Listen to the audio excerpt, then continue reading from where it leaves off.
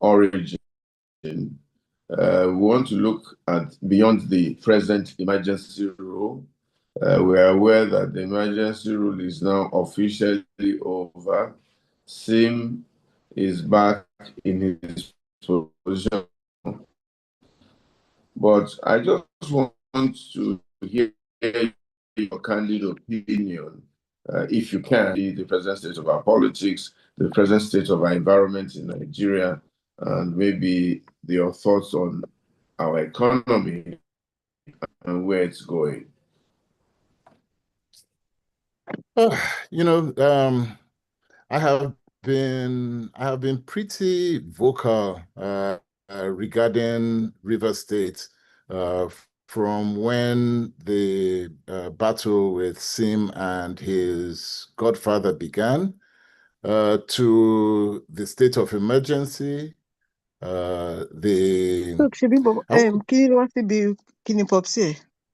Sorry, can you mute everybody? Yes. Can you mute, Dolapo? please? Dolapo. Thank you. Olu. Yeah. Okay. So where we are now. Thank you, basically, Thank you. Yeah, thank you. So in this short summary, right. So in a short summary, what I would say is that we've had about 3 years of stagnation in Rivers, 2.5 years of stagnation in Rivers State, where there has been very little governance. There has been very little development. No monies or dividends of democracy can be seen at all. And we're now in a stage where we have less than a year before full politics kicks in again. And a governor who has come in and is meant to do all sorts of magic in this less than a year. Taking into account that we have heard, not verified, but I've heard it in different places, that part of the agreement he made was that he was going to run for only one term and is not going to seek a second term. I don't know how true that is, but let's assume for the purpose of this engagement that we have today, Pastor, that it is one term that he has agreed to. Then it essentially means that over the next 9 months, 1 year, there's very little that is going to be done. So River State, unfortunately, has lost one democratic term of 4 years with very little done at all. And that is a tragedy in every sense of the word.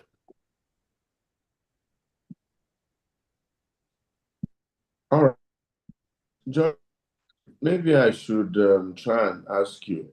First of all, this emergency rule, was it actually necessary, or was it a little bit of an overkill on behalf of the federal government, killing an ant with a sledgehammer, or was it also political? Because on the outcome of that, you could see that quite a lot of governors started decamping and falling into line and so on and so forth. And you had a wave of that at a certain season. That's number one. So was it really a necessary thing, or was it a bit political, or this and that? And then, of course, you've heard the guy say that he'll do only one term. Rivers State has probably lost a whole season of governance and so on and so forth. What does that portend, not just for Rivers State, for our democracy in Nigeria and possibly by extension Africa? What does Okay, so feeling now by the politicians and the people who are engaged in the democratic process? Okay, go ahead. So yeah, so it will do us good when we're dealing with the subject of this, the necessity of the state of emergency, to remember the situation that we had found ourselves before that state of emergency was declared. If the state of emergency was declared on the basis of violence, on the basis of the state running into anarchy, People were being killed. There were political assassinations left, right, and center, and things like that.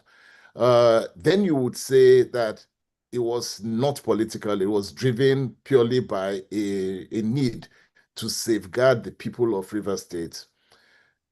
However, the reality of this state of emergency was that we had what we used to call in school two fighting. We had a situation of two fighting, and as a result of the two fighting, there was no sense of governance. Essentially, government in the of what we understand it to be had shut down at that period of time. There was a very real case of a government being run by four or thereabouts five assembly members and another set that were ready to impeach the governor, and he would have been impeached at that time. So this leads me to believe that at least 80% of the decision that was taken in the state of emergency was political.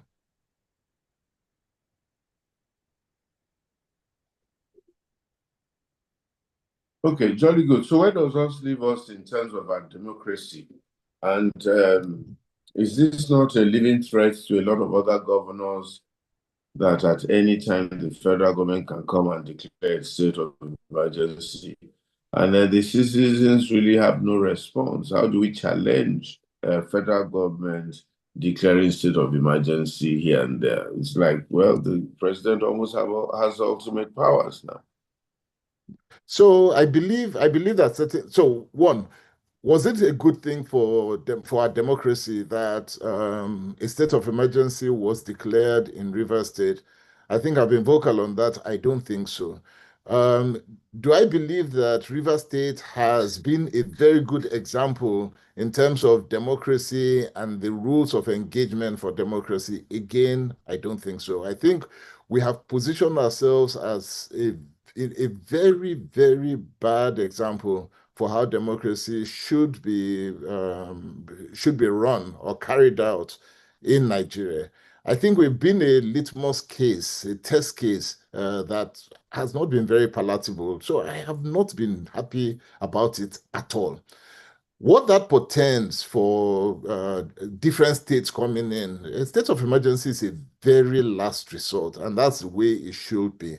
But what we have also seen is that the president can and will use the state of emergency where there is a political, where there's a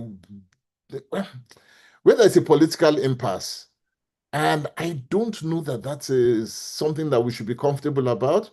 Regarding where we move on from this, a couple of people had filed in the court, Supreme Court, regarding this, including I think the governors had. Most governors had spoken against it. We're now waiting for the courts to rule on this and tighten that part of the Constitution. Was the president constitutionally right? From what I understand, I'm not a lawyer, but I believe that that area of the Constitution gave him the backing and the authority to do it. What they should be arguing today is that can we tighten that aspect of the state of emergency in the Constitution so that it cannot be so easily wielded? And I think that's what needs to be done. Okay, so where do you see the politics of Rivers State come 2027? Do you think Sim is going to fulfill his obligation not to run? Where's the opposition coming from? Are other people going to throw their hats in the ring, and so on and so forth? If you could look into the mirror, into the future, what would be your predictions? Okay. So I've come to learn in politics that very, very, very, very few people honor any kind of political agreement or arrangement that they make. So, and that one day is like 1,000 days. So it will not surprise me in any way, form, shape whatsoever that we come close to the primaries next year And we suddenly see him saying that he's going to run. Now, whether he runs for PDP, APC, NPP, LP, whatever, that's for us to see. But in almost every category and every time that we have heard that some person had made an agreement that he was going to do only one term, rumor or fact, again. So my take is that I would not be surprised. Now, same on the other hand may decide that he no longer is interested in politics and he wants to step down. That really is up to him. But Pastor, can I tell you that that agreement that he has made, whether it's written, whether it's real, is going to hold? Nobody can tell you. The politics that I see, he can get up today and say he's going to run again. People will turn against him. Those who had agreed with him will turn against him. But don't be surprised if he comes back to say he will run. As per others who are going to choose whether they will run or not, nobody except myself has come out to say that they're running. The typical party, Nigerian party route is that most of the major parties are quiet and silent about who will run until there's an endorsement of the so-called leaders of whatever party they're running under. So very few people will ever come out and say they're going to run. I have come out to say that that's my intention. I intend to challenge for the governorship ticket in 2027. But again, there's a primary to cross. So that's where we are. Okay, you are in APC or are you in PDP? And it seems in APC or PDP, we're not even clear anymore. That's a $1 million question in Rivers State. Nobody knows which party they're in anymore. But for all intents and purposes, I am in APC. I ran twice under APC. I've been in APC since I formally went into politics. I have not cross-carpeted, changed party, and all of that. And technically, in terms of in political speak, I am the leader of APC in Rivers State today. That's where I stand. So that's the party under which I currently am vying for the ticket.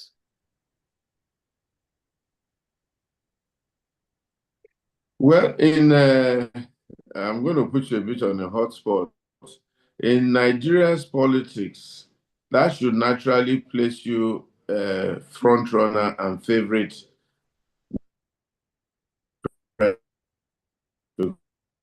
because you both belong going by typical party structure and party rules. But it seems as though Nyesom Wike has this special relationship with this president, and he makes his party, PDP, swing whichever way he cares, not even just only in Rivers State, but in some other states where he has influence. So, how is this doable? How is this workable? How are we able to do this in Nigeria where there's no real party loyalty and no real party direction, as it were? An excellent question. And so people like me who come into politics, we often find ourselves to be what's the outliers.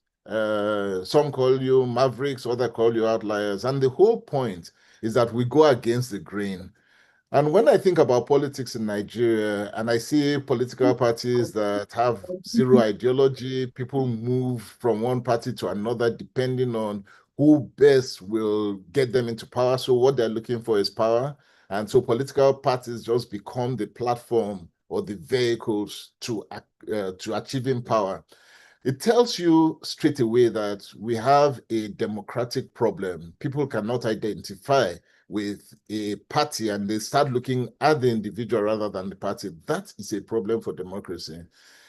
So ideally, what I try to push for and what I'm trying to build and defend is where you begin to create a stability in party lines. Who and what does the party stand for? Today, that does not exist. So Rivers State is one of those test where you can see the failure of democracy, where one person can wear two hats in both parties. And so it's controlling APC, it's controlling PDP inside a state. That is not democracy. I don't know what word you can use to describe that, but it's not democracy where you have an individual that can make decisions as to who is elected, who is positioned, who gets jobs, who gets government positions from one party or the other party, and can interchange people as he likes. That is such a dangerous thing for democracy. And for me, it's something that we as Nigerians, we listen to it, we laugh at it, we hear it on the news, we think it does not, we make fun of it, we think it's not serious. But, Pastor, it is a very serious erosion of democracy. Because if you can do that, just imagine you're doing that in River State. Now imagine doing that as in the whole of the Southwest or South, and then imagine doing that as a country in Nigeria, where you control all political parties and you can decide who, where, what shape and form matters. There is no democracy. That's not democracy in any form. So I'm totally against that, completely against it. Yes, you are, but what are we going to do about it? We have all sat down, everybody seems to accept it.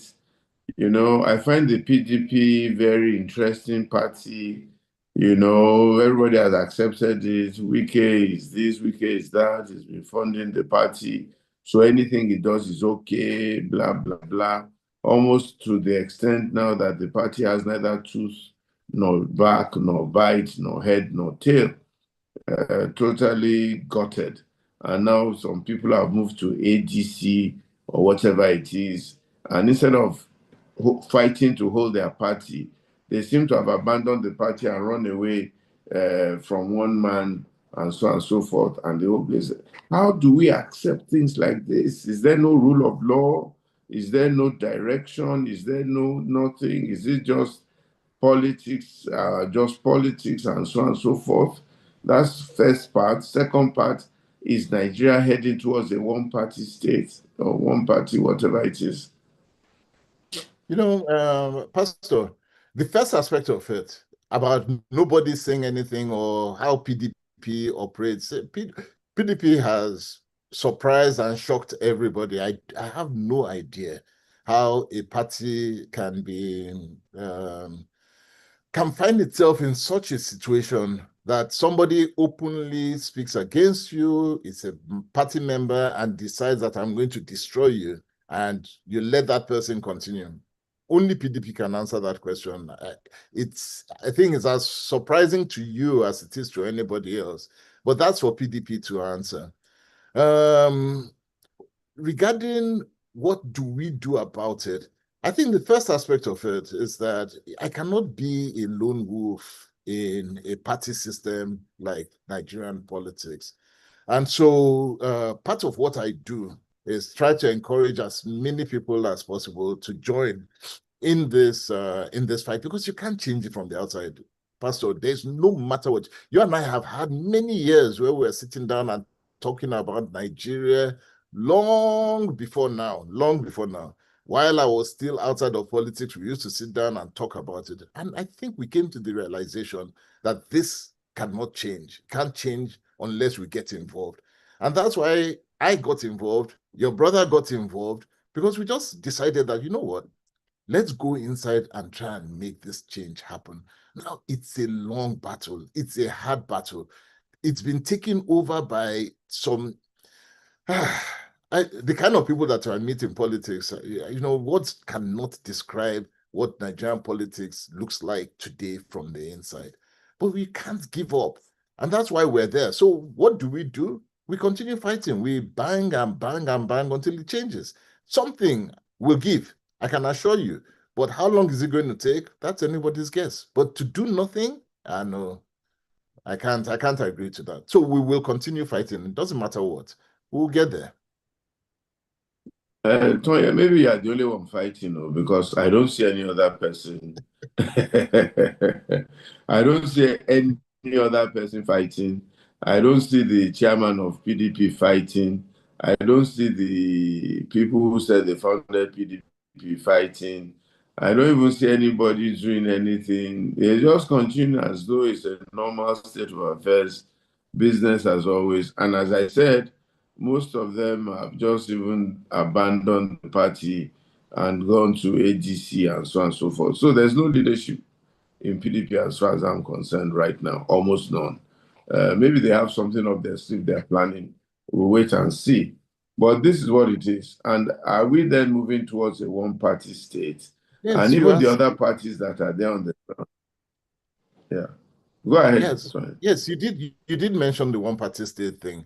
Now, I think Nigeria is just shaped to resist things like one party states.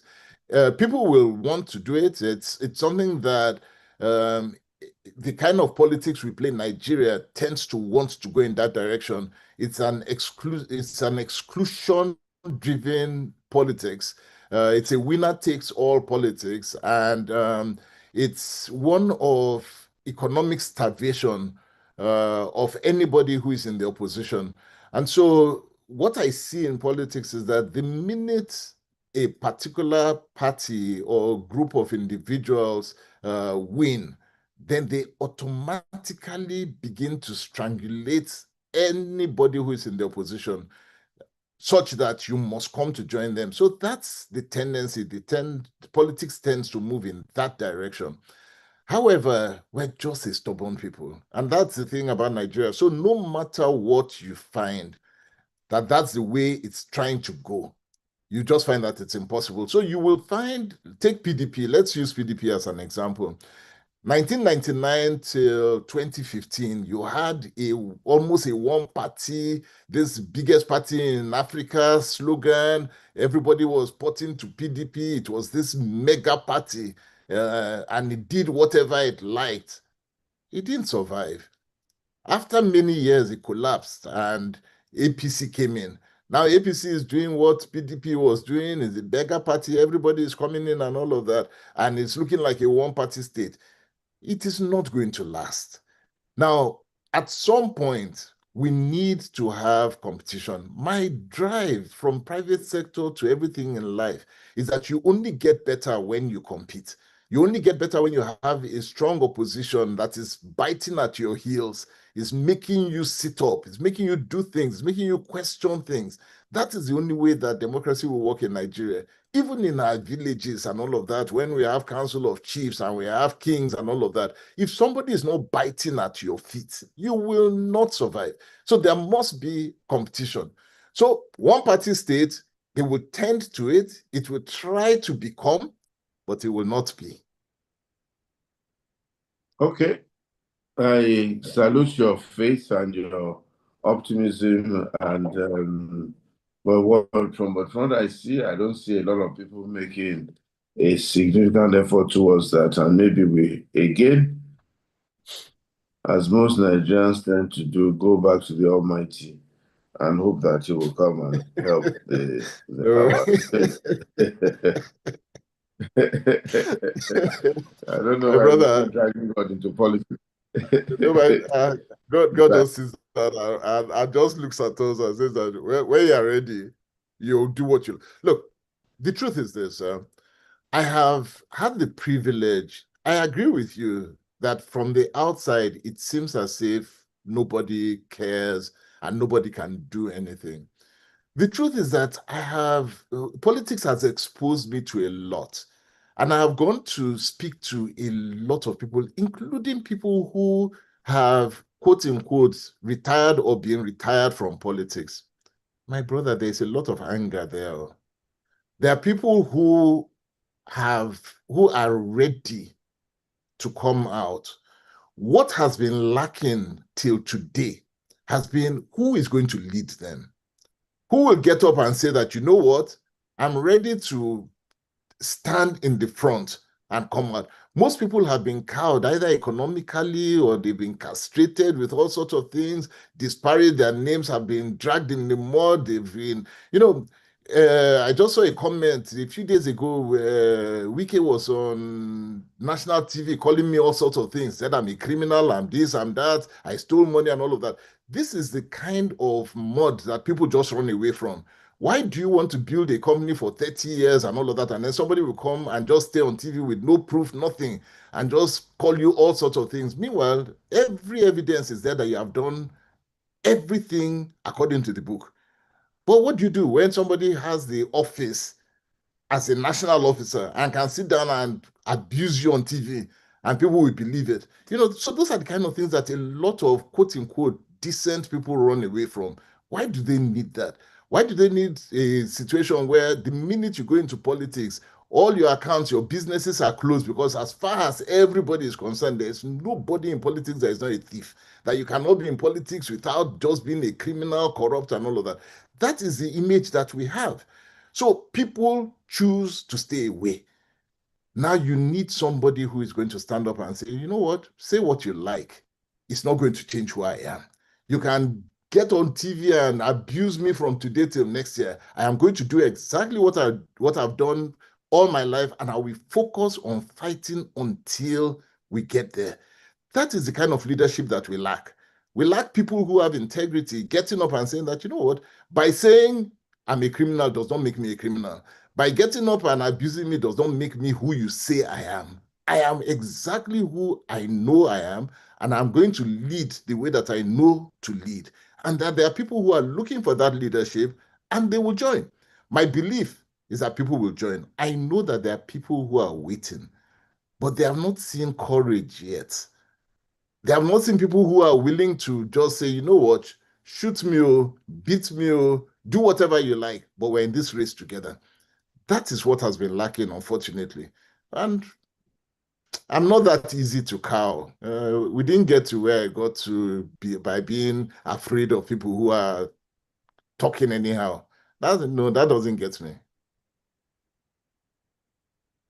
Okay, so what do we do and how do we react? Is these men of courage that you have mentioned, are they in existence? Are they available? And so on and so forth. And if you were you are in APC, what is the advice to APC? How do we get it right? What is the plan for 2027? Are you guys sure you are going to win the election? And the people are complaining that governance is tough, economy is bad, and blah, blah, blah. Nobody seems to be responding either verbally to say, you know what, yeah, it may be bad now, but there's hope. These are the steps we're taking to bring about hope. If you give us 6 months, 1 year, with the steps that we're taking, this is where we find ourselves. There's even no message of hope and encouragement to the people. And governance is a lot of selling hope to the people, because a lot of the time economies go through all kinds of stress and distress. Even managing where we are economically, we didn't manage it well to say that, listen, we have to swallow this pill. You guys, there's going to be 7 years of famine. That's what Joseph said. There's going to be 7 years of famine. But if we do this in the 7 years of plenty, the 7 years of famine will be a bit more bearable. After the 7 years of famine, we're going to go into another stage of plenty. How do we manage the people? How do we encourage them? How do we open up governance to them so that they can see what government is trying to do? How do we tell them that where we are now is pretty bad? We need to we need to remove the subsidy. If we don't remove the subsidy in another 9 months, we can't pay, we have no balance for payments, we can't meet our cash call, we can't meet everything. The people are not being complicated to. So a lot of people out there, they're just angry, they're just this and that. Nobody seems to be telling them that calm down. This is the way we're going. Like Oshibajo says Farabale, Musuru. This is what we're trying to do. Nobody, no communication. The government even seems to be agreeing, it seems to be agreeing that the economy is bad and we don't know what to do. But we want to run for election in 2027, and anybody who doesn't vote for us, there's going to be this and that and that. What do we do? And it's government after government. Even Jonathan now that people are shouting about, when he was there, the same thing his government was Same, doing, same, almost same. hopeless. People didn't know what to do. He didn't seem to have a clue, and so on and so forth. Baba Buhari came, did the same thing. There's no government engagement with the people. I don't understand it. I don't get it. PI, when I ran the first time, and after that, I took some time off and I went to reflect. And I remember I went to Oxford to just think about this whole problem called Nigeria. I remember what a professor said to me. He said, you know what, Tonye, when your message is about the long term, even though that's what you want to do, and you go to people and you're telling them about a vision that is 20 years from now, 50 years from now, 100 years from now, even 8 years from now, and the man cannot feed tomorrow, does not know that he will be alive next week, and you're talking to him about long-term things, it just passes over their heads. They will never hear you. They will never listen to you. And that is the mistake that you made, because I'm a long-term thinker. I think long-term. I plan long-term. I know where we want to go over the long term. He said they will miss the message. And this comes to where we are today in Nigeria. On the macroeconomic side, what has happened in the macroeconomics has actually been positive for Nigeria. We're actually moving in the right direction on the macro. But my brother, we're not feeling it on the micro at all. So yes, fuel subsidy has gone and so many other things, tax reforms, and God knows what we're doing as far as the macro, the big things are concerned. Over time, those things will be positive. Your foreign reserves have increased and all of that. But the man on the street does not give a damn about those things. He does not, as long as he's not feeling it in his pocket, he does not care. He doesn't care. Which means that while you are doing those things, because those things are necessary, while you are doing those things, your language and the things that you deal with must deal with how do I make you care about your food for today? How do I make you care about your the job that you will get tomorrow, or your healthcare, or your education now? Not tomorrow, but for now. This has been the major problem that we have while dealing on the macro end and working about these big things on the macro end. The micro end and the communication in the micro has been disastrous. So I remember there was this problem that we used to have in Redeemed. Do you remember those days, Pastor, where when you go for Holy Ghost service, the whole of Lagos shuts down everywhere. Everybody is abusing Redeemed from morning till night. Because the minute you have Holy Ghost service every Friday, not only does it affect the expressway, it affects people coming from Ibadan. Everybody in Lagos is in traffic all day. People are panicking and all of that. Why? That was a big problem. And I remember being given that responsibility to go and solve that problem. It was a big problem to solve. How did I solve the problem? I solved the problem by being on the streets, by wearing uniform and joining the people on the expressway, dealing with that problem by being there in the micro level with the people who were working with me. We stayed there solving that problem, fighting Agberos, fighting everybody, removing everybody. I was at the forefront of that fight at the micro level until it cleared. Today, nobody remembers Holy Ghost service and traffic. Why? Because we had to work with the people down there. As long as the politicians, all of us as politicians, are far removed from the suffering of the people, they will not hear. If we can still eat, our stomachs are still getting bigger. We still drive flashy cars. We are still driving, flying first class and doing all of those. And we're asking the people to suffer. Forget it, oh. They're not hearing you. It does not matter. So we need to be able to come back into the streets with each other and do the micro things. If we're saying, let us struggle, then let's struggle together. If we're saying that let us make sure that we survive the next 1 week, let us survive it together. Let them feel that there are people who are empathetic, who worry with them, who are sitting down with them when they don't have jobs on a daily basis. Till we get there, my brother, you are talking to people who are not hearing you. They are not hearing you. And that is what the problem is. If we want to solve Nigeria's problem, the people that will solve Nigeria's problem are the people who are moving up and down on the road today, the people who are looking for jobs, the people who are in the market, the people who are on the streets, the people who are the taxi drivers, the Okada drivers. Those are the solutions. That is where your solution is. It's not upstairs. That's where the solution is. If I cannot get the average Okada man to believe that there's a Nigeria that he should work for today, we're having problems. And that is where the problem is. We're not communicating at the micro level. We're doing the great things at the macro level, and we can do those things. But my brother, there's a micro problem, and that is where the communication is falling flat. Thank you so much. I do hope our people are listening, and I do know that they come into this conversation from time to time just to get a feel of what's going on. I do hope that somehow or the other they'll be able to improve their communication. And you being a member of the party, maybe you can find a chance to tell them at the top that these are issues and so on and so forth, and they need to really, really carry the people along. So let me just come to the question now. River State beyond the emergency rule. If you're going to look into a crystal ball and so on and so forth, which direction is River State going? What is Sim going to do? What is Wike going to do? How is our President Bola Ahmed Tinubu thinking about River State? And what are your own thoughts? And after this, I'm going to hand over to Pastor Sonny to then ask a few questions and then run us through the question and answer session. Please go ahead. All right.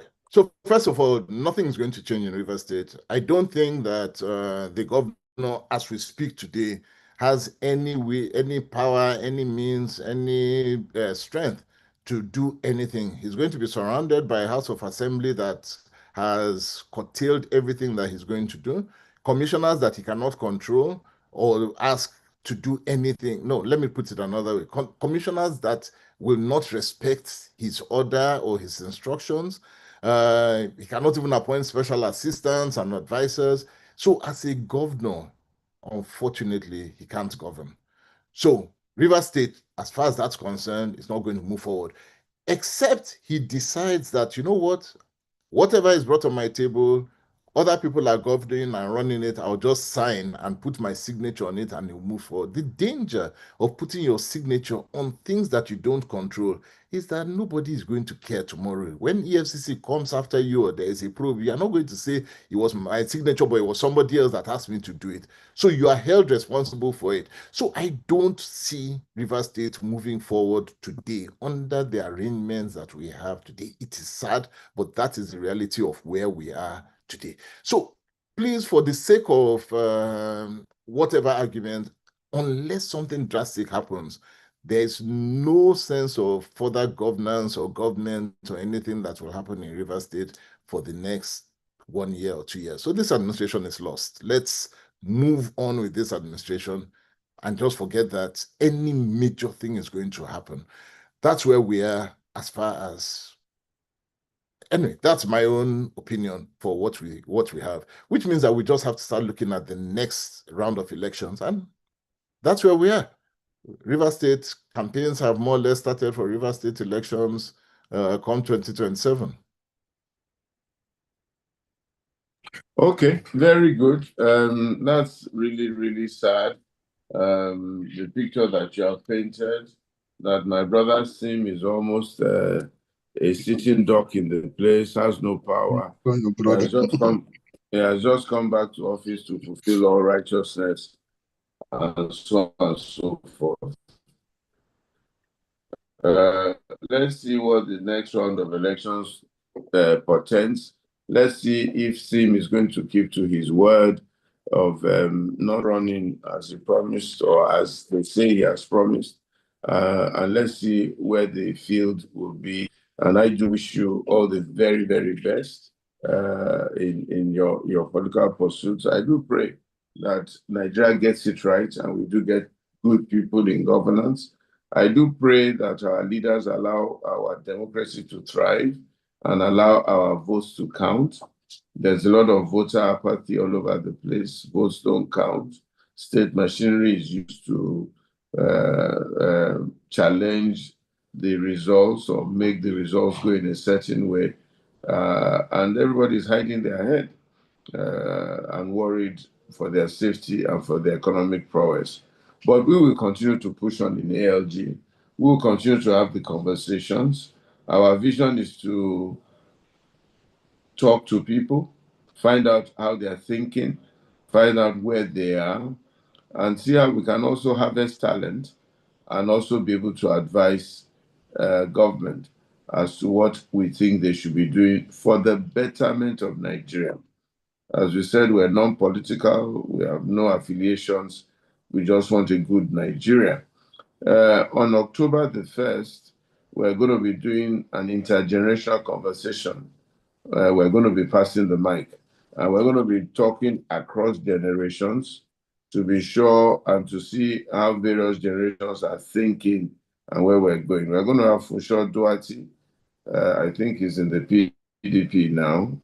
He's running very hard to see what he can do in Lagos. Jumoke Taylor from the diaspora. Sholakwe Shunuga, one of the young ones.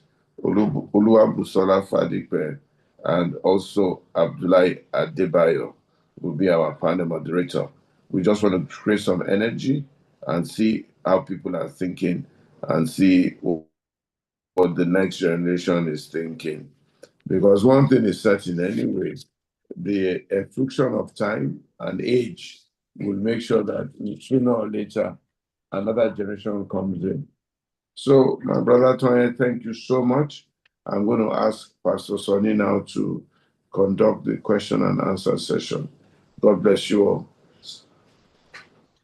Thank you very much, Pastor. Pastor Tonye, good evening and welcome. Nice to hear from you again. Yeah, let me take off from where you stopped.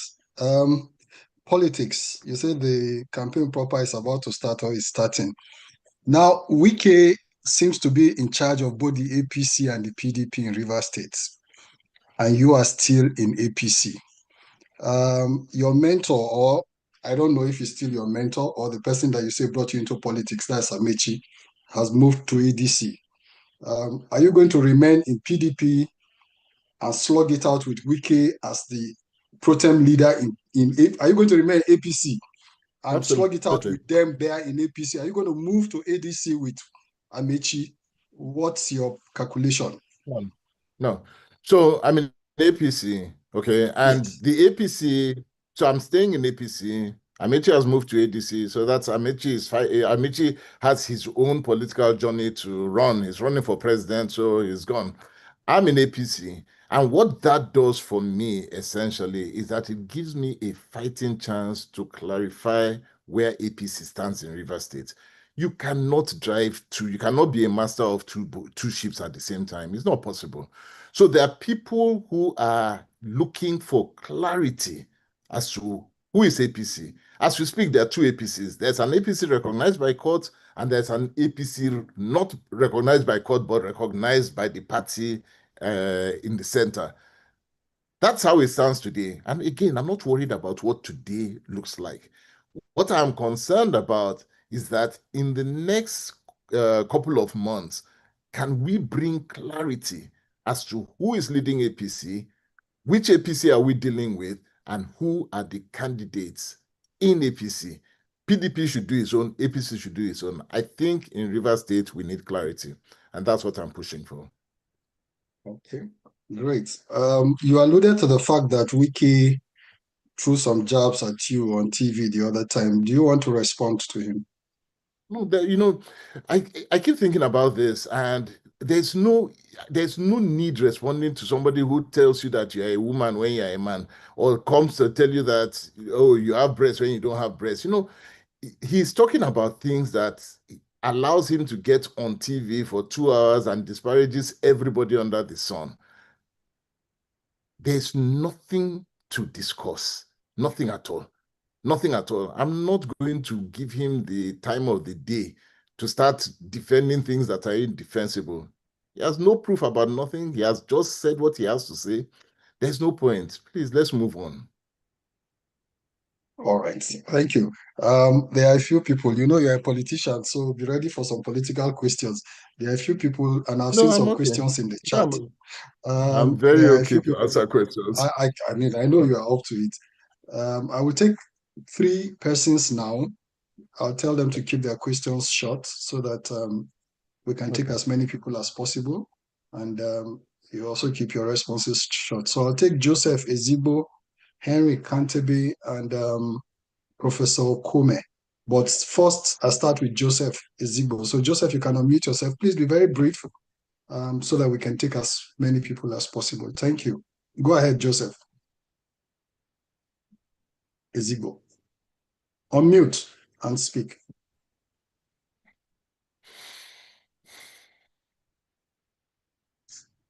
Okay, Henry Kantebe, you can So go on mute. Joseph cannot mute here. Henry Kantebe, go ahead on mute. Okay. Hello? Joseph, hello, yeah? Can you hear me? Yeah, we can hear you yes, now. we Go can. ahead, Go sir. ahead. Yes. Thank you, Pastor Itua, for this wonderful topic that we're listening to today. I've followed Tonye. Tonye is a very good friend of mine. But you see, there's a fundamental issue which we have failed as Nigerians to address. Is Nigeria going to be better? Of course, Nigeria is going to be better. But at the moment, we are playing politics of the stomach. And unless we stop playing politics of the stomach, and then every give people confidence. If you go and tell somebody you are doing a 12-year, 20-year plan, nobody will listen to you because he's hungry today. He's not going to wait for 20 years to get fed. So we need to feed them. Let's take a look at the present government. Are they doing a few things well? Yes, they're getting a few things right. But you see, when somebody is very, very hungry, he cannot listen to you. He cannot even hear you. So a lot of the things good things are being done now. Nobody will understand it. Nobody recognizes it. So we need to tell ourselves the truth. We need to upgrade the lives of our people because we have the class is widening and widening and widening on a daily basis.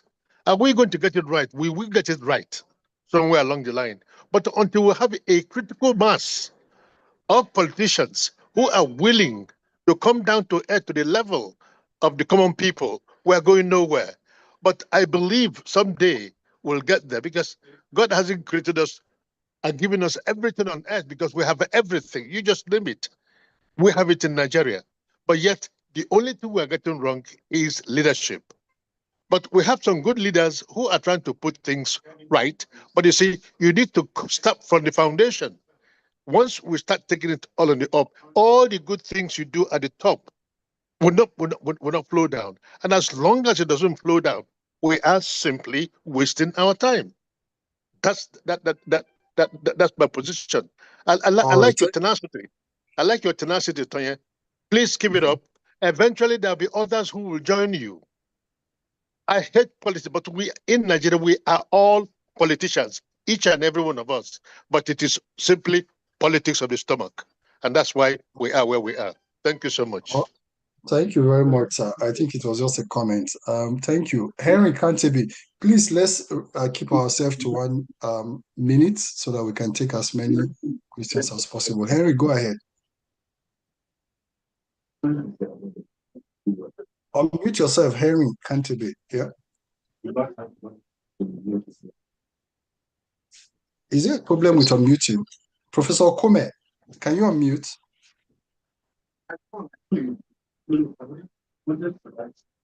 Pastor Funke Awolowo, can you unmute? Please allow them to unmute from the back office, yeah?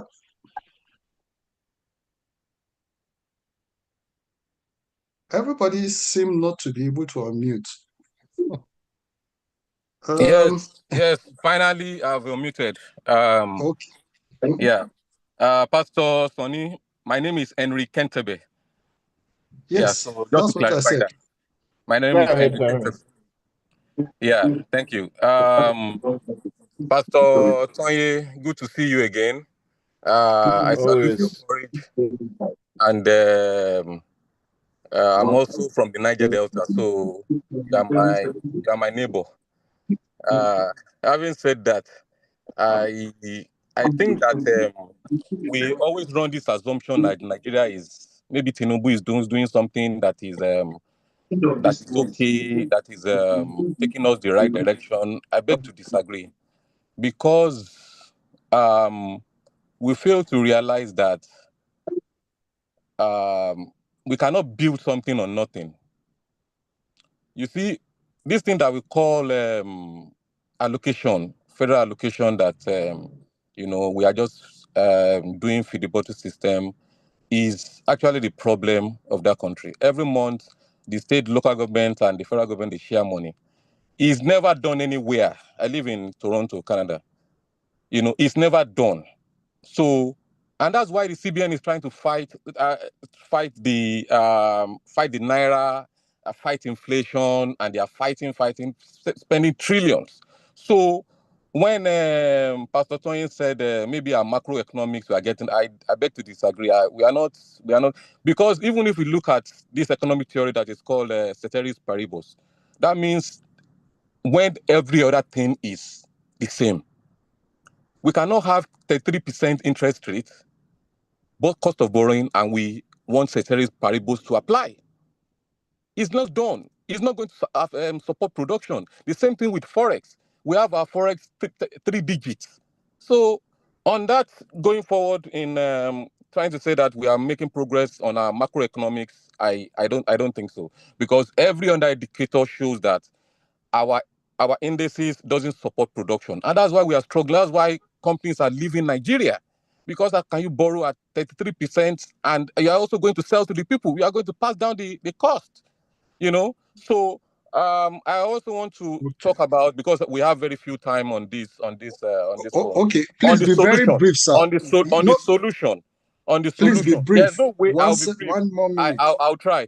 There's no way we're going to beat. There's no way we're going to beat APC, as in probably some of us that are campaigning for change in 2027, because Tinubu will open the war chest. I can bet it. This will be the first time our party budget is going to exceed 1 trillion for campaign. And I'm very, very sure Tinubu is ready for all those things. The only way we can beat and change this government is what Elon Musk said, the speaker that came 2 weeks ago. Is about to digitalize the process. We have to have our digital footprint in all the wards, in all the 8,000 wards, in all the over 400 local governments. In the states, we have to have our digital. That is the only way we can beat. Is to go digital. If we want to fight them analog, we're going. Okay, sir. Thank you very much. We'll go digital. Thank you. I'm very sorry, Mr. Henry Kentibe. We are trying to manage time, but I think you've made your point. We really appreciate your contribution. I take one more person, Professor Okome, and then I allow you to respond. Most of it do are comments, but Professor Okome, please allow her to unmute. Yes, thank you very much for allowing me to unmute. This is all very thought-provoking. But I actually agree with the people who are challenging your kind assessment that we have good macroeconomic policy. We have really bad macroeconomic policy, because I think if the policies we're making is not in favor of the majority, and the majority of Nigerians are multidimensionally poor, who do these policies favor? You are saying that people should be patient, so they should die while waiting for all these tortuous policies that are ill-considered to work. I'm wondering about that. The other thing is that the elites and the political class cannot succeed in governance if they don't capture the imagination of the masses. I think you also allude to this, but the masses also must understand the system and how to function within it. I think on both sides, there's a deficit. The elites have impunity, they have hubris, they have nonchalance, and they glorify mediocrity, and we all celebrate them. I'm so shocked Are people asking for certain presidents to come back when they actually performed so poorly while in government? Then the one party, I agree, it's inimical to democracy. But Nigerian politics in the Fourth Republic seems to lend itself to this kind of praxis. So, I think good intentions are good. I also celebrate your tenacity. But if you don't have a critical mass of Nigerians all engaged and trying to push for the system we want, nothing is going to happen. And I think many Nigerians have given up. Thank you. All right, excellent. All right, thank you. Go ahead. Yes. Look, guys, thank you very much, everyone. And I think it's very important that one clarifies certain things for, I'm reading the comments in the section and the questions that are coming through. And I see a consistency in a misunderstanding of how politics works in Nigeria. And so let me clarify this for everybody. There's no APC or PDP that is different. It's all the same. I said earlier on that politics in Nigeria, political parties in Nigeria are just vehicles that politicians use to access power. It's not about ideology. It's not about one party being another. So you can vote APC out of power today if you are not driven by the idea, if you don't understand the politics as to who and what is going on. It's the same way as PDP was driven out and APC came, and it has not made any difference to anybody. It's exactly the same thing. So please, let's begin to understand that when we're questioning parties, let's go a bit deeper. It's not about the party. There's no ideology. There's no difference between APC, PDP, Labour Party, NPP, RPP, or whatever you want to call it. So let's understand that. For politics in Nigeria, there's only a political party and you need the vehicle to run. And I love the comment where somebody says that they should digitize the process. Who will do the digitizing? Who will pass the laws? Who are the people who will sit down and make those laws? Politicians, the same politicians that you want to vote out. How are you going to do that if you are not in politics? And so the first thing that we all have to realize is that we can sit outside the room for hours, which I used to do. I mean, I was outside complaining and doing everything, including using money to look to sponsor politicians to go in to see if they can go and make a difference, and nothing happened.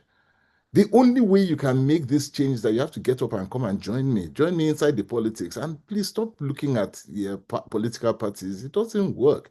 Political parties are not going to make the difference. So, like I said, anyway, let me move on.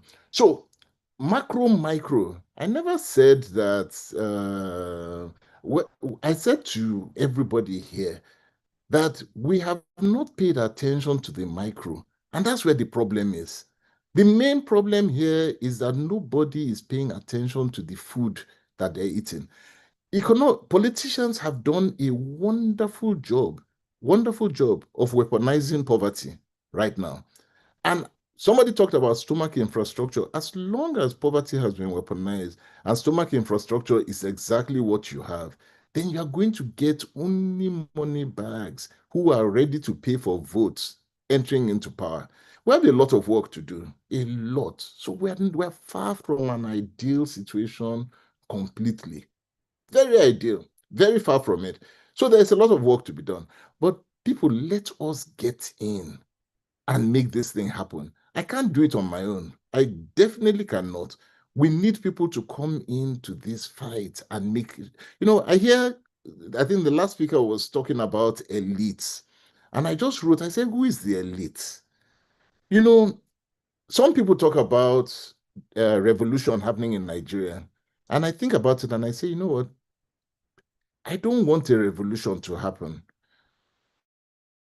Not because we don't need one, but you are no different. Everybody who is on this platform is going to be wiped out at the same time. It doesn't matter whether they think that you're a politician or not. The mere fact that you have I better pass my neighbor, there's enough anger out there to wipe all of us out. Whether I'm in politics saying the right things or not, or whether I'm in business doing the right things or not. A revolution that is driven, but just take NSAS, that small riot that happened in Lekki. I know how many shops were ransacked. Did they care whether the people were politicians? The people whose shops were looted and all of that, they didn't have anything to do with politics, but they were all looted. And that's what we are facing in the country, a lot of anger. So please, as elites, you and I who are sitting as elites here, can we go and do something about the politics out there? The politicians are human beings like us. Anyway, let me hold it there. Thank you very much. So I'll take the next three. Please, Faye, get ready. Unmute Pastor Funke Awolowo, then you unmute Prince Emmanuel or DJ was there. I don't know if he's still there. If you are there, raise your hand. If not, Afolabi, and then we'll take Nimi and Makri. Pastor Funke, you can unmute yourself. Please, let's be brief. Please, we want to end at the bottom of the hour, 6:30. So be brief with your comment or questions. Faye, please allow them to unmute. Back end. Yeah, go ahead. Okay, good evening. Thank you very much, Mr. Tonye Cole. I want to disagree with some of the things you've said because I actually was part of a group called the Third Force. And what brought about the Third Force was our observation that between the APC and PDP, there was just a system when you call shifting cultivation, them exchanging at will. And this group came together, and that's what actually birthed some of the parties, PDP, the LP party and all that. What I discovered, as you rightly said, was that the people that, because what LP had, we had a lot of people from grassroots getting into government and all that. Well, I saw that over time, the mindset had been eroded. We are actually experiencing a lot of compromise. And it goes to what Stalin did with Russia at that time, when he plucked up a chicken and then was feeding it with corn, and that is what is happening, and all that. The hunger has made poverty to be weaponized, and that is what is happening right now, and we're not getting the right governance. Number two, you talked of micro and microeconomics, and I want to take it about resolving short-term issues and then making grandiose plan for the nation. Both has not really existed, and I'm wondering why. We must avoid a situation where we're just there patronizing people, because if we're not making a difference where we're standing, then there's something erroneously wrong with our positioning. Thank you. Thank you very much. I will take Prince Emmanuel or DJ. I think you were up before you went somewhere down the ladder. Allow him to unmute and make his comment or ask his questions. Thank you very much, Pastor Funke, for keeping it brief and straight to the point.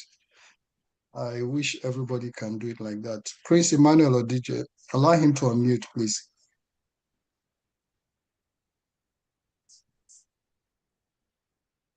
Emmanuel, unmute yourself.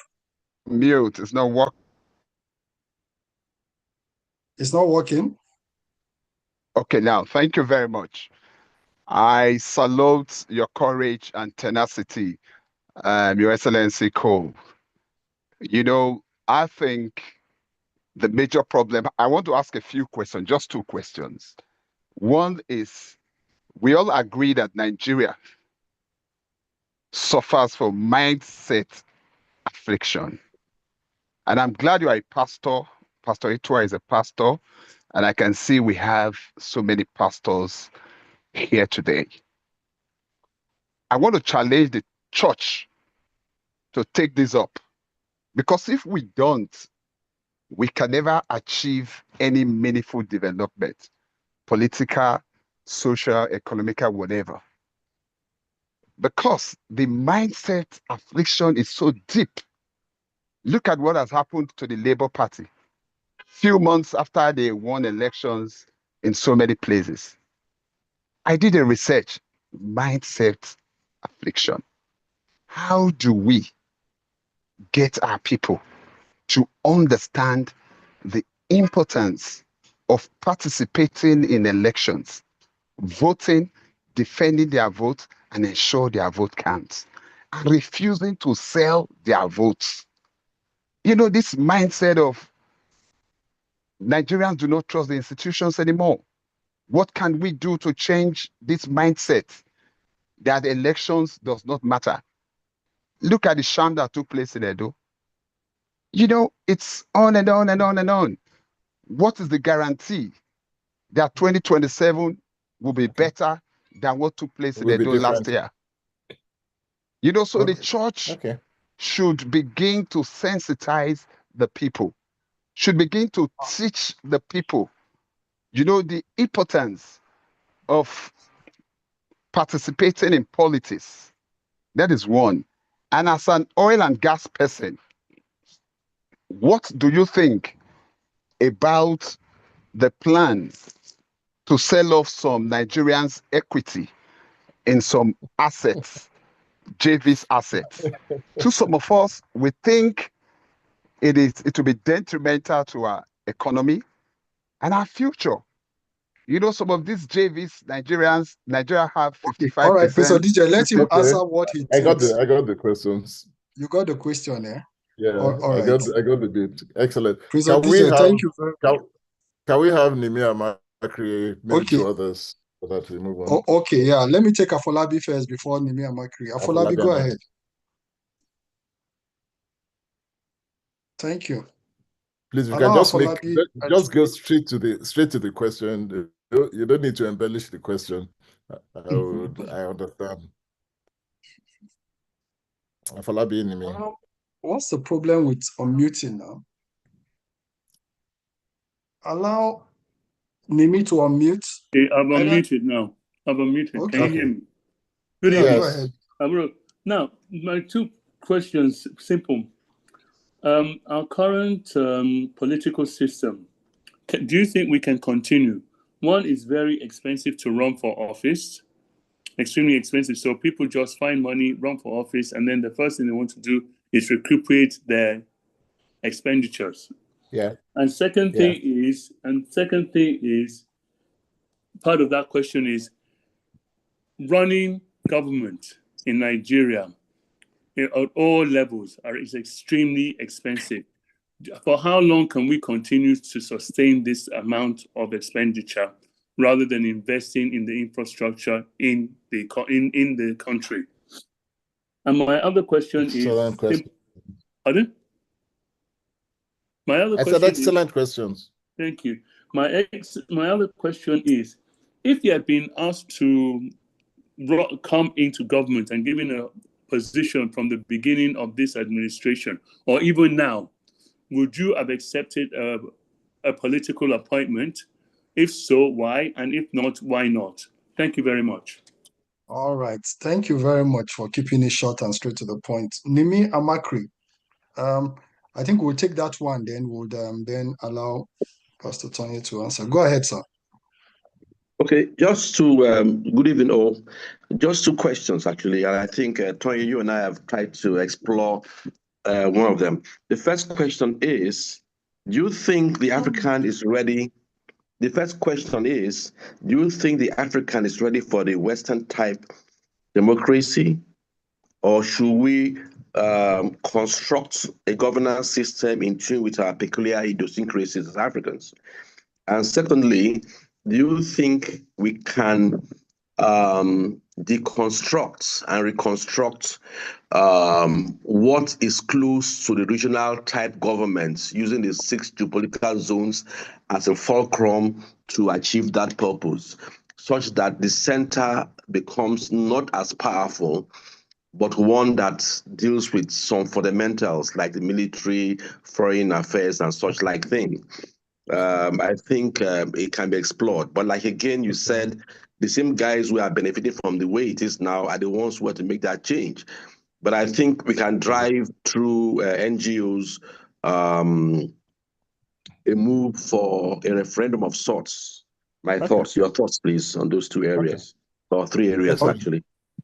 Okay, let me try and run this quickly. Excellent questions from everybody, and start from Yinka Awomolo's position on the third force. I remember the third force being formulated, and I remember President Obasanjo being Funke Awolowo. Was that Funke? Sorry, Funke Awolowo.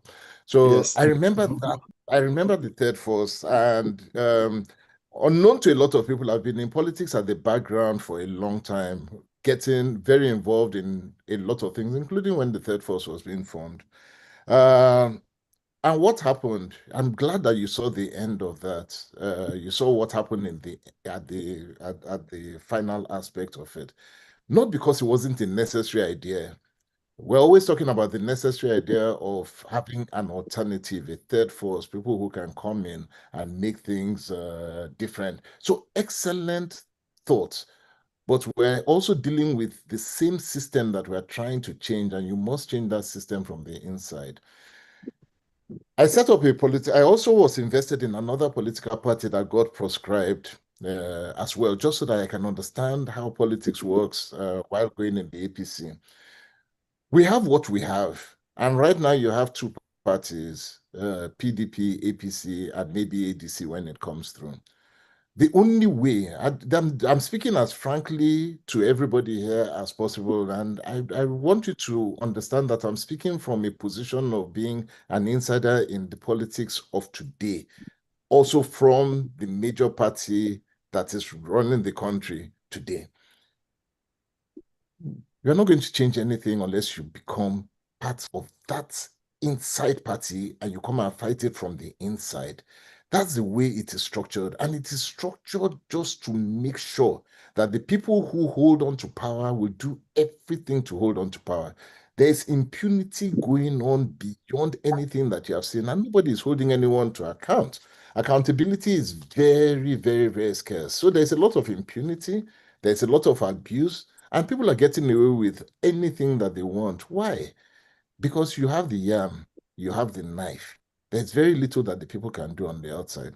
I was telling Pastor Ito once, and I'll say this very publicly, I've never been to any kind of political meeting in the 8 years of my active politics where the agenda that is on the table is the people. Never.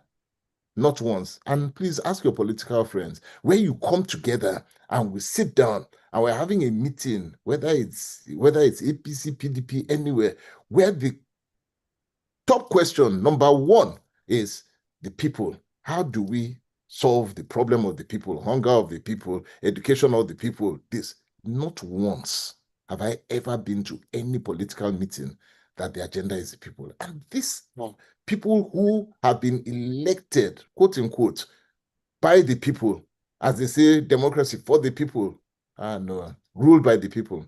Now, that is the reality of what you see. We have a major problem politically. So can we understand that you cannot bring down this system and reconstruct it and create it and have laws that will make Nigeria better politically from the outside? I hear about NGOs putting political pressure and all of that. Excellent. They're all great. But those NGOs have to help politicians on the inside that are willing to change this. I'm not mincing words. I'm not playing nice. I'm just telling you exactly as it is. So when we talk about mindset shift, the only mindset shift that you can have, I'm a pastor. I'm also part of groups within within the church that are dealing with politics. When I finished in the last round of politics, I went around to some of the pastors and I said, you know what? Unless the church begins to put people into political parties, card-carrying members, you can we talk a lot about PVCs. Go and get your PVCs, register so that you can come and vote and all of that. It's not changing anything. You can have everybody go and register and carry a PVC and all of that. It doesn't make a difference. It doesn't make a difference. The only thing that makes a difference politically in Nigeria with the system, please understand that I'm just talking about the system we have now. I'm not talking about the system tomorrow, the system we have now. The only thing that will make a difference today is that you have a you are card carrying members with the right mindset inside politics, changing it. Let me give you a typical example. The last election that we had, you had a massive movement on Labour Party, massive movement. Peter Obi came in and you had everybody join saying that they were going to vote out APC, vote out Buhari, vote out everybody and all of that. Yet today we have an APC government. What happened? Why did that not happen? Have we sat down to do the analysis as to what happened? Most people will tell you that, oh, they rigged the election. So let's agree. No problem. Elections are rigged in Nigeria. Let's agree to that. Let's not even mince words about that. So they rigged the election. Who rigged the election? Where were the APC people who were doing the rigging? Where were the PDP people? Where were the LP people when that rigging was going on? And this is where the difference is. Rigging takes place inside collation centers. Who has access to the collation center? Only card-carrying members. Now, when you are a lone voice inside a collation center, how do you make a change? How do you stop the rigging? Even if you want to say that, okay, you know what, let us use this system and rig everybody out. Who is going to do the rigging for you? Who will fight the rigging for you? Who will stop it? So the point that I am trying to make here is that the only way that LP would have won in that last election is that inside the collation center, all these people who were fighting and making a lot of noise that they are not going to allow rigging, they were doing it at the polling booth. The minute he left the polling booth, they were nowhere to be found.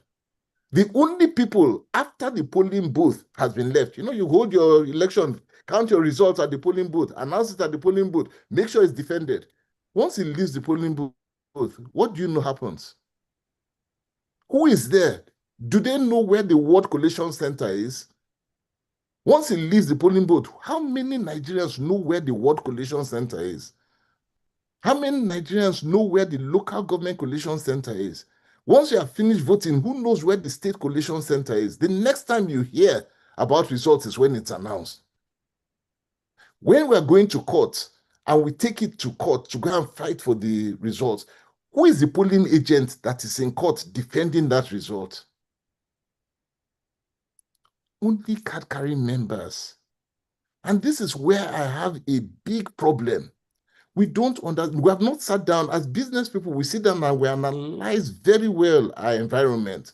As professors in the university, we analyze our environment. We know what happens within that environment, but we have never analyzed what happens in the political environment. We just know that there is rigging, and we know that they say go to court, and we know that when we get to court, there's an announcement. We are very angry with the judges. We are very angry with the political system. We are angry with the institutions, but nobody knows what happens. It is my duty to make sure that I shout it until people start hearing, to say that, you know what, go and register in a political party. I don't care which party it is. Go and become a card-carrying member so that you are inside the ward. Even if you are there as PRP and you are inside the ward collation center, you will fight to say that they should not rig. That's where we need you. That's where rigging can stop. All right. So can we continue with this experience? No. This whole thing about Western democracy that we have imported into Nigeria is absolutely, I've said this publicly and I will keep saying it. Let me stand again on one protocol. It is what we have. So that is the only way that we can be elected, by what we have, but it does not work for us at all. It is very easy to manipulate. It's easy to hijack. It takes a lot of money. And when you have money mixed with criminality, you can steal anything. And that's why we are where we are. So it does not work for us. So we have to change it. But again, you cannot change it from the outside. You can't change it from conferences. You cannot change it from talking. If we're not inside, nothing will happen. So I'm inside. And I'm inviting you to come and join us. So, Nimi, that answers your question. It will not change. So there's a last question that I was asked, that would I have accepted to be appointed in this government? Yes and no. Or why? Yes. If yes, why? If no, why? 2020 vision is always a beautiful thing. I have been nominated in different governments to serve in government. Goodluck's government, this particular government, I was vying for election in this government and all. And there's one thing that I have come to realize. Every single time we take a look back at the government, you say, thank God thank God I didn't go in. This is what would have happened, and so on and so forth. So there's always looking back, that's saying that, maybe I should not have. It's a good thing that I did not have. But the point, and this is what I have come to agree and come to accept, I keep repeating it. Go in and make the difference from the inside. So if I'm appointed and asked in any government to come in, my attitude is that let me go in and fight there. Go and draw other people in, bring them in, let them come in. Let us fight from the inside. I can say this over and over and over again. From my experience, nothing is going to change from the outside unless it's an external force. Either you have a coup, you have a revolution, and those two things will wipe many of us away. It's out of our control. So the only thing that is in our control today is that we can register in political parties, we can go for political office, we can fight from the inside. That's the only avenue available to us today. Yes, sir. Thank you very sir. much. Yeah, thank you very much. I think we'll try and wrap up now, but we have 6 hands up. Can you take 6 more questions? Yeah, go ahead. Go ahead. Let them all right. run their questions. Well, okay, let's run it quickly. Yemisi Ransom Kuti, go ahead, ma. Unmute yourself, and then after that we'll take. She always has tough questions. Okay, go ahead. Hi, Tonye. It's good to see you. Nice to see you again. Always. Keep trucking. Keep trucking. My question, well, one comment. We should engage at that local level. You are talking of getting involved with the people. We should all engage with the councillors, House of Rep, all those Absolutely. lower level representatives that we have. That's where we can have a better grip on influencing what happens in our respective areas. My question really is about this call for accountability to the sole administrator, IBAS, by the Rivers people regarding the funds that had been released during the 6 months of his term. And my thoughts were that it's like asking, catching the horse after it had bolted. What accountability systems do you think should have been in place even before he came in, so that when funds are released, whether you are an emergency person or you are the elected governor or whoever it is, the funds of the state would be accounted for? There would be websites, there would be, some mechanisms and frameworks for accountability. I want you to talk to that and kind of give us your ideas about how we can begin to institutionalize that. Because systems, you talked a lot about systems. Yeah, thank you. Awesome. I totally agree awesome with you. questions. I got it. All right. Let's take the next one. Thanks. Moji Shola Odufalu, yeah. Go ahead, ma. Also. Good evening, Nigeria. Good afternoon from here. My name is Mojisola Odufalu, and my question isn't twofold, and I'm going to be brief. The question I wanted to ask is, why do the elite class find it very comfortable to punish the people for the crime they did not commit? And I'm going to make 2 instances. First subsidy and the Nigerian passport. First subsidy, they said some people are siphoning the money. And why are we not going after the criminals, but rather going after the people who are supposed to be beneficiary of those things? The Nigerian passport, we increased the price, and now you're telling us we won't have to pay bribe anymore. Who does that?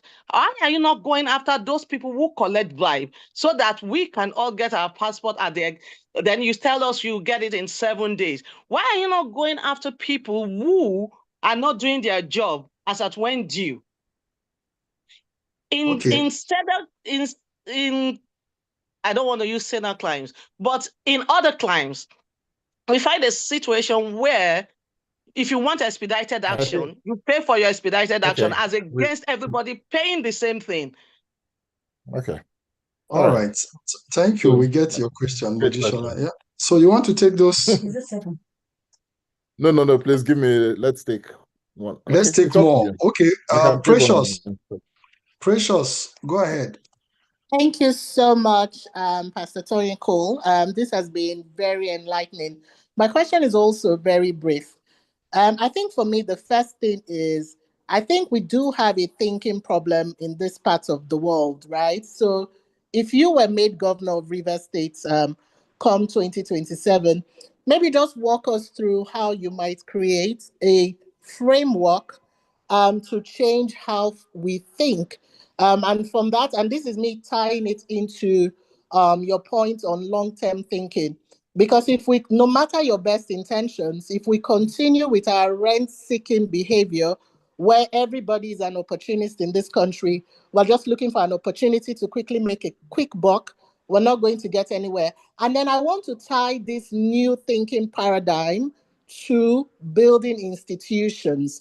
You know, we have too many strong men and women in this nation. We don't have institutions. So how would you, number one, create a mental framework, a critical thinking framework, whatever name we're going to call it, where we start to think like the people who built the cathedrals in Europe? That's number one.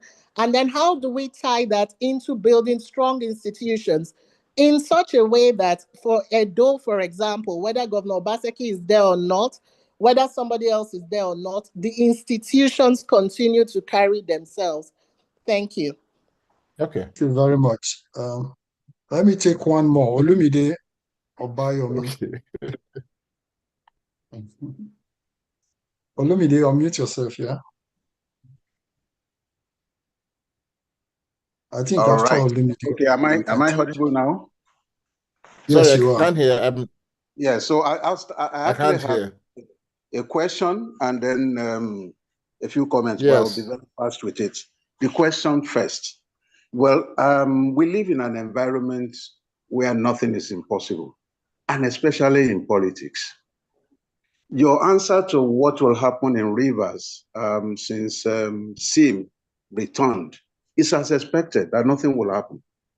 But what if Sim unexpectedly, okay, change his political leaning to APC tomorrow? What do you think will happen? Sorry, I didn't hear the question. Yeah, he said if Sim. I didn't hear the question at all. He said if Sim change his political leaning what to was the APC question? tomorrow, what will happen? Can you hear me? Yeah, that's the question. If Sim suddenly changes his political leaning to APC tomorrow. APC, okay, what will happen? Okay. So what do you think will happen? I mean, will he still remain a lame duck? Okay. And all of that and all of that. Now, the second bit is basically comments. I think as Nigerians, and especially the elites that we assume a whole lot of things. Okay, we are all problem solvers. But from the scratch, even as we are trying to build or suggest models, we always miss the point. We just assume once we have a change, everything will change, everything will work well. And I don't think so. Even someone had suggested that the churches should sponsor people. Sorry, and all. Olumide, can you just wrap this up because Pastor Cole has to leave. Well, the point I'm making essentially is this. Yes. Nigerians are Nigerians. Okay. And seeking change just for the sake of change doesn't make sense. And all right. Thank you very much. Yeah. Thank you. I'm very sorry. Please Pastor Cole has to. Give me 1 minute. 1 minute. Okay.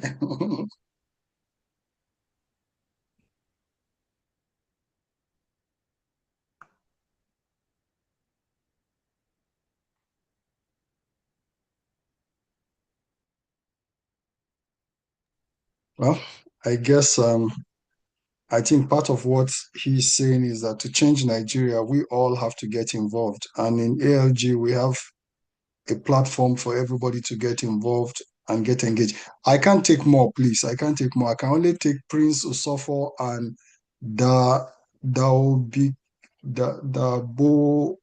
boy Kibo. Jack. Yeah, it is. Oladele, I'm sorry, I may not be able to take you because, we have to wrap up. I can't take more hands. I'm sorry. Just put your comments in the chat box and we'll be able to take them. Um, I think essentially the drill is we should all get involved. You're welcome back, sir. Excellent. All right. Yeah. Thank you. Sorry about that. This has been such an interesting day, such an interesting, everyone, thank you. First of all, let me just thank every single person here for these questions. And it tells me one thing, that there is still a very, very, very high hope for Nigeria. People are still patriotic and want to see the best out of Nigeria. And that for me is incredibly important. And so to Yemi's question, accountability for IBAS and co. People are asking that they should probe IBAS, probe the whole thing, go back into it. If Sim starts doing that, I already said that there's very little he can do moving forward. And so for this government to go back and begin to probe the administration, it's like you said, the horse has already left the barn. We have to do something else. So, but you asked a more important question. What kind of structures do we put together to stop this from happening moving forward? First of all, this is not the last time that you're going to see a state of emergency. It seems to have happened almost in every administration. Obasanjo started it. I can't remember if we saw it in Goodluck's time, but now it's here, which means that the same way as I advocated that you take a look at the state of emergency in the Constitution and see how you tighten it. Jonathan did as well, right? So you take a look at the state of emergency and see how you tighten it on the president's ability to declare one, but also you make sure that you put in safeguards as to how the money is spent and what you have when it is done.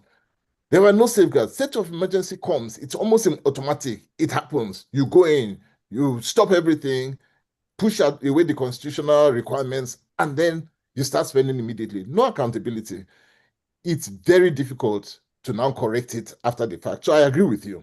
We need to do something moving forward. So that's 100%, Inka. I agree. Let us take that and let's run with that. That's important. Mojisola, why do the elites find it comfortable to punish the masses? It's simple. There's no accountability. You can do it and get away with it. I told you, I said they sit in meetings. There are political meetings that the people are not on the agenda. So if the people are not on the agenda, why would they sit down and think about the people and do things for the people? Nobody holds anyone to account anywhere. Everybody is waiting for it. Let it be my turn.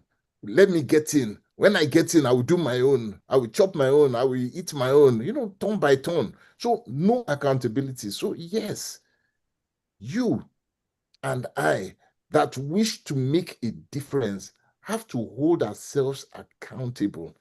There's no accountability, none whatsoever, none.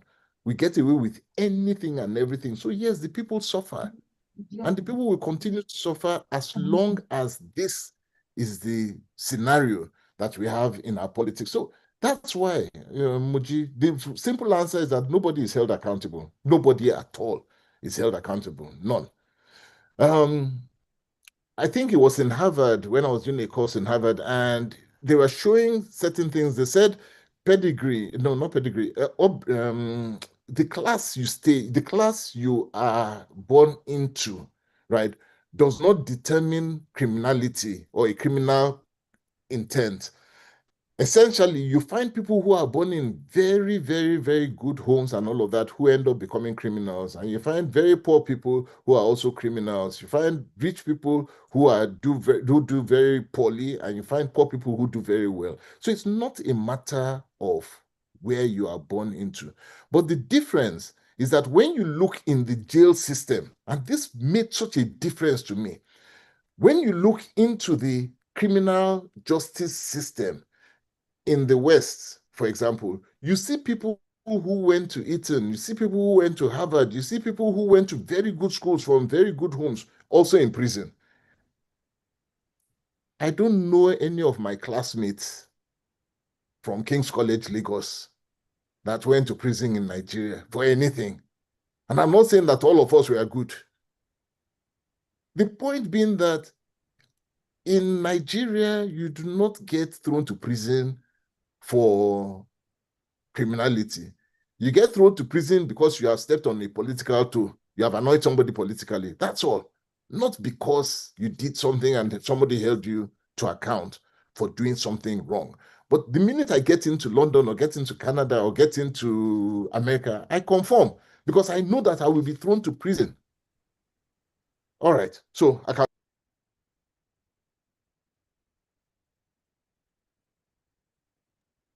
Sad. Let's give him a few minutes. I think he has gone off the platform. Pastor, if you are there, maybe we should come back now so that after he finishes, we can wrap up on this. He's been thrown off the system.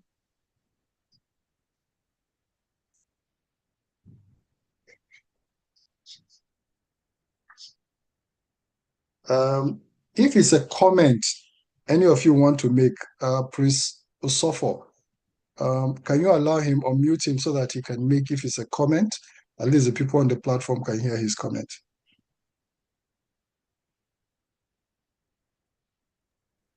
Go ahead, sir. Prince Osofo. Yeah, thank you very much. I actually have questions, not okay, go ahead. Comment. Just take the question. I will tell him. I will ask him the question and tell him when he comes up. Okay, all right. Let me also say that I appreciate the fact that he established that you cannot change a thing from outside. You should be inside. I quite appreciate and agree with that totally. The first question, funny enough, I want to ask is, can he say emphatically that P2B won the last election? I want to know if he can establish that. Number two, there are so many people leaving the country, the next generation. In fact, I give a sad story.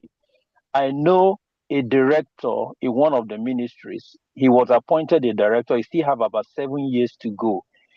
He was leaving. And when I interrogated him, he said, Prince, what do I see ahead of me to stay? He left. He's currently in the UK. So I wanted to ask him, how does he think that we can restore hope from the younger generation? Number two, or is it number three? Would he be willing, will he be leading to lead the campaign as one of his manifesto for the digitization of the election process? Would he be willing to stand out there and insist and put whatever he has to digitization of our electoral process? Finally, for is that the question church. to me? Is that question to me? Yes, it is. Yes, sir. Oh, definitely. Yes. Oh, definitely. Will I be willing? Absolutely. Okay. Okay, can I recap since he's back online? No, I think the question, if I hear it right, is that am I willing to put myself on the line to make sure that the electoral system is digitized in Nigeria? Yes. If that is the question. Yes. Sir, yes. Oh, because if not, I will continue. I've been shot at. I've been thrown dynamite at. I was ambushed. I've been inside a political system that has tried to kill me. It's not a joke. My going into politics was not a joke. So yes, I understand what it means to have a digital system that you can sit down wherever you are, vote, and it automatically records it. It will remove corruption from politics. But who will do it? The point I'm trying to make is that the only people who can make laws that will change the electoral system are the people that you voted into power. Then that brings me to the question I was going to say. Pastor some time ago, made a comment. I think one of his birthday colossus that he will not support an all-Christian party. And I agree with him, an all-Christian political party. No, you can't now. I agree. Why would you do that? We're not an all-Christian nation. Yes. But then, how can you control somebody you didn't sponsor? Because if we're talking about, if we agree that if the good man gets there, that's only when the people will rejoice. No. Oh, sorry, sir. We're making a fundamental mistake, and let's correct that. Christians are not the only good people. In fact, I know a lot of Christians. I'm a pastor very high in the church. I know a lot of bad Christians. Okay? So the fact that you're a Christian does not in any way give you the right to rule. No, it doesn't. So I know a lot of good Muslims. I know a lot of people who don't want to do what is right. So that's not the issue at hand at all. So when we're dealing with a political party and we're dealing with the nation Nigeria, let us get people who are like-minded. And I have seen a lot of like-minded people. What I have said consistently is that I have not seen people who are standing up, courageous at the front to lead. And that's what we need to bring. We need to bring people who are out there ready to lead. Let's take Sim. Somebody mentioned that it's something, nothing is impossible. Is Sim going to change it? You know, Sim came into power a particular way. Let's forget how he came in. But he came in under a particular way. Nobody was happy with it, but okay, he became governor. The minute Sim stood up and decided that I want to be courageous against what everybody felt was already a sense of impunity and all, do you know how many people came out of the woodworks to support him? A lot of people came out. People who were silent and all of that came out. They put their full chest, their money, their time, and all of that on the line. And then he got up and went back. What do you think? That's what people don't want. So do we have people who are willing to fight this whole battle of politics? I keep saying I have gone around, I've spoken to people, and I know that people exist. It seems changes to APC today. Will anything change? I don't think so, because there are certain conditions and things that he agreed to. But, let's see what happens tomorrow. So, over to you, sir. All right, sir. I think we are really coming to the end. We're very sorry, Dabo, Kiabo, and Oladele. I don't think we have the leverage to take more questions. So, in essence, what will be your parting word, both for the people on the platform and for your state particularly, and for Sim? What would you be advising him to do now that he has found himself in this situation? I don't. Hello, what? sir. Hello, sir. I think before Mr. Cole ends call, I think he may need to answer that question about what if Sim decides to now switch to APC. I did. I answered it already, but let me repeat it. I don't think anything is going to happen. I don't think there'll be any difference. Because anyway, let's leave it at that. I don't think personally, I don't think anything will happen. But I also said that politics is a strange place. So people make agreements saying that they're not going to run, they'll be quiet and all of that. Then as you are getting close to primaries, suddenly wings come out, and so anything can happen. But for now, I don't think anything is going to change for now. Acting words. Okay. We've spoken a lot about Nigeria, the future, the elites, what would happen, what would not happen, and all of that. And I've said a lot regarding participation. So let me end with this. It's not everybody that can join politics. That's true. It's not everybody that is going to want to become a card-carrying member of a political party. That's true. And that is not the only way that things can change. All of that is absolutely true. However, nothing, absolutely nothing can change from the outside. So there are people who must come in. A wise man said to me, wise politician many years ago said this to me. He said, one, you want somebody to go and clean this place up, make it clean, institutions, build everything, make it nice and neat. And then you will just walk in and be voted for. You walk in, you are nominated or as a minister in a very clean environment and all of that. And he asked me a question. He said, who will clean it? Who will clean that thing? Who will make it neat and clean for you? You want your white to be stainless, but somebody else should enter into the dirty work and clean it for you. Say, where is that done? That's number one. Nowhere. Nowhere. It's not done. So somebody has to go and clean it. Number two, said, who is going to give you power?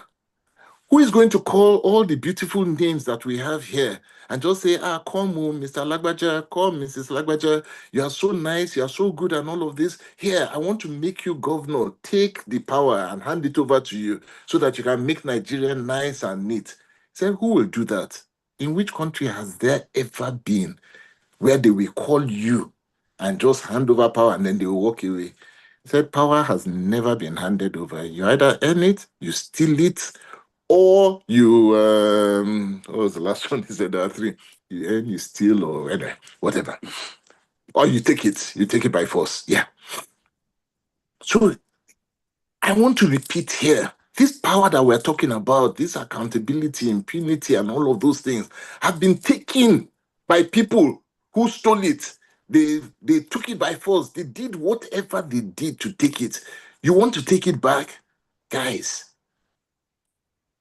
let us do it. He said the third thing to me. He said that all of you have more brains and more strategic input and all. If you came together, that politics is not as difficult to overcome. It's not as difficult to hijack.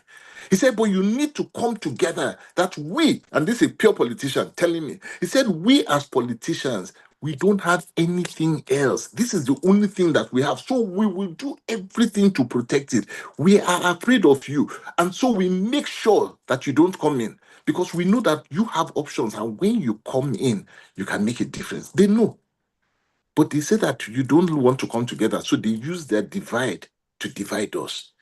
So my point, again, is that can we come together, the few of us who are willing to enter in, bring our heads together, bring our strength together, bring our board corporate takeover mindset, bring the mindset that we go into business and you go and overcome against all odds and use it in politics. It is the same. It's the same. It's the same. We can do it. Finally, politics is expensive. So when everybody is looking at it and saying that, we don't have money, we want to keep it and all of that, the truth is this. The money that you save when you don't use it for politics, you end up using it in different ways that are painful. You're either paying for health service for somebody who is disturbing you every day, school fees, all sorts of things where your money is going, because you have not used it to change the politics that will save you from that. So you are paying for everything else. You are the social security of everybody. Your money is not useful there. So why don't we come together and decide that somebody mentioned that the next that Tinubu is going to spend trillions of billions of dollars or naira for the 2027 election. Fair enough, no problem. Let's assume that that is the case. Can we, as business people, social people, whatever we decide, now say to ourselves that, you know what, come 2031, we're going to spend 10 trillion so that we take over the government and work towards it. If you know that that's what it takes, then can we just do it and win so that we know that we have moved on? Take the power back. Nobody's going to give it to you. I'm sorry.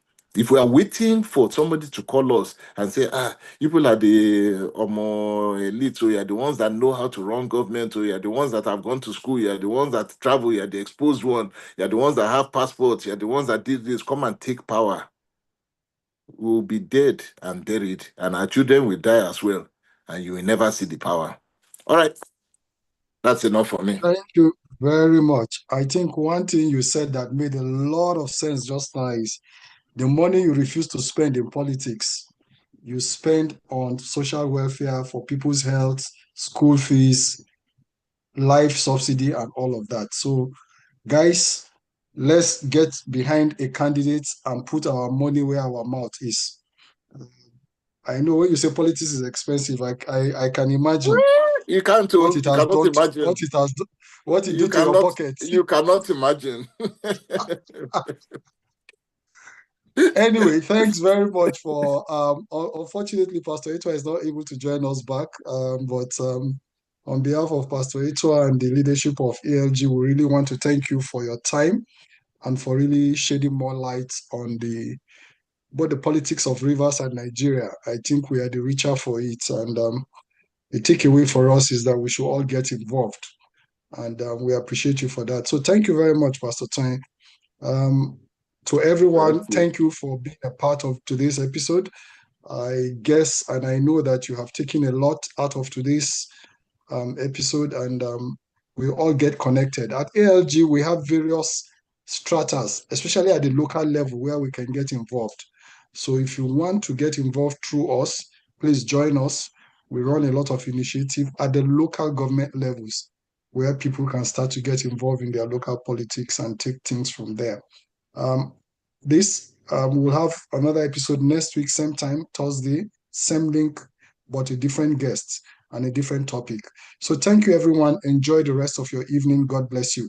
Pastor Tonye, God bless you. Bye-bye.